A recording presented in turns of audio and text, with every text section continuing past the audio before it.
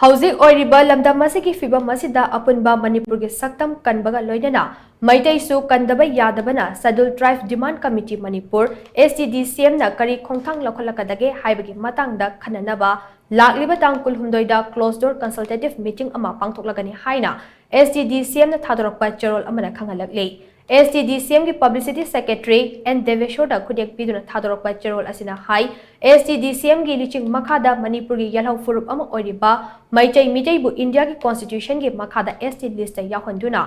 atai manaba yalhau furup singda pibugo masagi yalhau saktam ngakchanaba constitution gi ngaklo piu haiduna kumja English ngani sumna taraga ni thoigi November 13 da matamdugi Manipur gi governor da